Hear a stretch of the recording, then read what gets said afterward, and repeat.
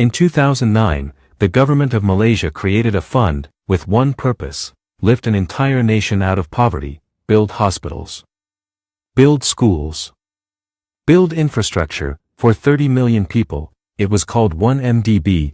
Within 6 years, over $4 billion had vanished, not spent on hospitals, not spent on schools, spent on superyachts, spent on a Picasso painting, spent on a private jet, spent, astonishingly, on financing a Hollywood movie about greed and excess. The man behind it all was not a politician. He was barely 30 years old. And he had convinced a prime minister to help him steal from his own people. This is the story of Joe Low.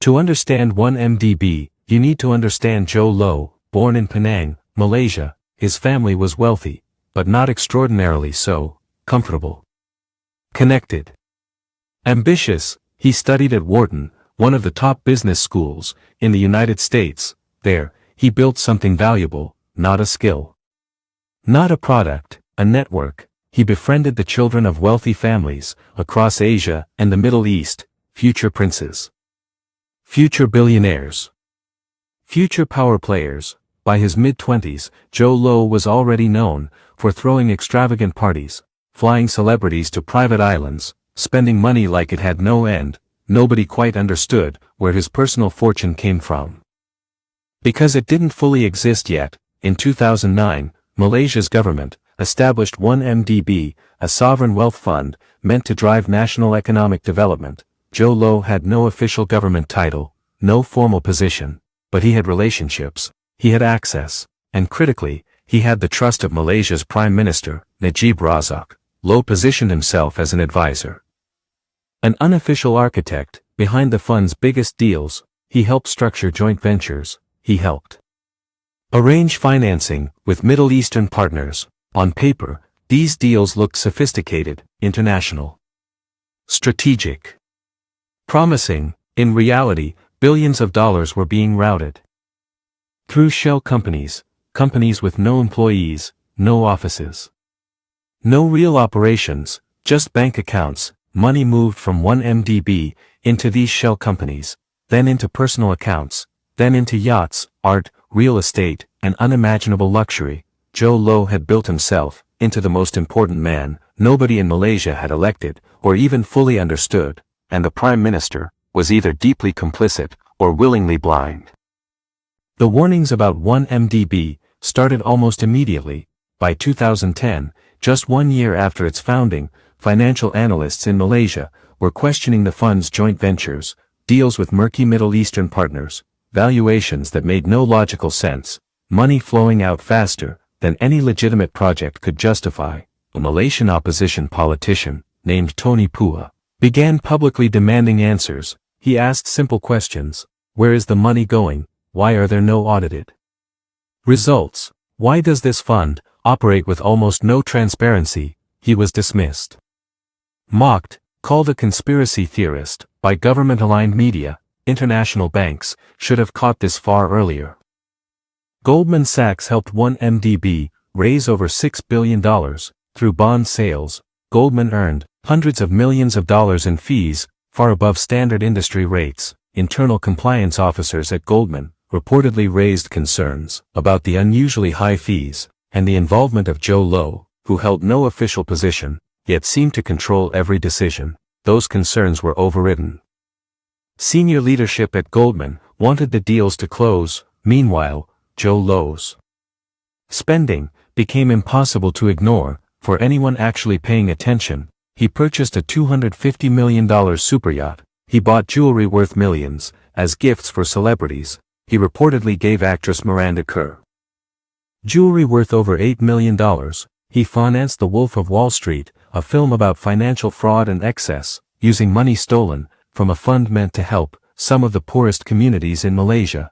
The irony was almost too perfect. A movie about greed, funded by actual greed, and still, for years, nobody with real power stopped to ask the obvious question: where exactly was all of this money actually coming from? 2015, the Wall Street Journal published an investigation that changed everything. Bank records leaked to journalists showed something extraordinary. approximately $681 million, had moved directly from 1MDB linked accounts into the personal bank account of Prime Minister Najib Razak, not into government accounts, not into national projects. Directly into his own name. The Prime Minister's office initially claimed the money was a personal donation from the Saudi royal family. Nobody believed it. Malaysia's Anti-Corruption Commission began investigating. Then, abruptly, the investigation was shut down. Officials leading the inquiry were reassigned or removed. The Attorney General, who had opened the case, was replaced within weeks. The new Attorney General cleared Najib Razak of any wrongdoing entirely. Inside Malaysia, the case appeared closed, but outside Malaysia, it was just beginning. The United States Department of Justice launched its own investigation. They discovered the scale was almost impossible to comprehend. Over $4.5 billion had been misappropriated from 1MDB over several years, money laundered through banks in Singapore, Switzerland, and the United States, funneled into real estate in New York and Los Angeles, into artwork, into a yacht named the Equanimity, worth over $250 million. Joe Low, the man who had orchestrated nearly all of it, was nowhere to be found. He had already vanished, believed to be hiding somewhere in China, protected, many suspect, by political relationships he had spent years cultivating. The largest financial scandal in Malaysian history had a mastermind, and that mastermind was already gone. Here's what most people never learn about this case. The money wasn't just stolen, it was meant for the poorest communities in an entire country, rural hospitals that never got built, schools that never opened, and the man responsible, still free, still living in luxury. Stay with me, because what happened to the Prime Minister might surprise you.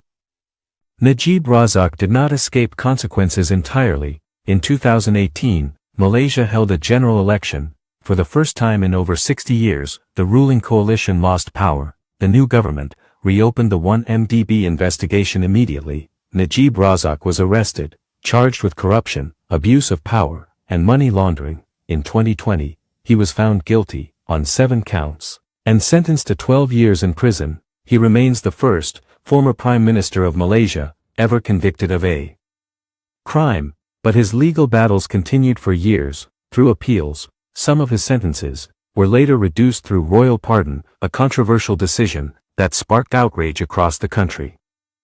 Goldman Sachs agreed to pay nearly $3.9 billion in fines and settlements globally for its role in the scandal, one of the largest penalties ever paid by a major investment bank. Several Goldman executives faced individual criminal charges, and Joe Low, he has never been arrested. The United States has issued international warrants for his arrest. Interpol has a red notice.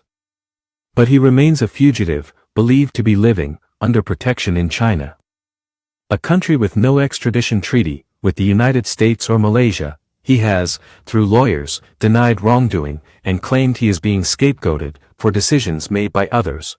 The art he purchased, the jewelry he gifted, the yacht he sailed, much of it has been seized by governments around the world and auctioned off to recover stolen funds, but the full $4.5 billion has never been completely recovered, and the communities the fund was originally built to help are still waiting. Before we finish, drop one word in the comments. What do you think happened to Joe Low? Protected? Hiding?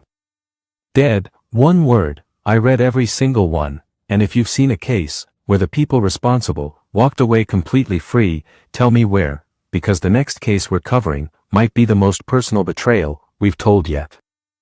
Here is the lesson 1MDB teaches us, that nobody wants to say out loud. The biggest thefts in history rarely come from strangers breaking down your door. They come from people given access, a trusted advisor, a close friend of the Prime Minister, someone who never held an official title, but somehow held all the power. Institutions failed here, banks failed, regulators failed, politicians failed. But underneath every failure was the same root cause: somebody trusted the wrong person with something too important to hand over so easily. That is the pattern you will see in every case we cover on this channel. The betrayal is never random, it is always built on access that should have been protected. If this story made you think, subscribe, because the next case we're covering isn't about a company, it's about a family, and the betrayal that came from inside it.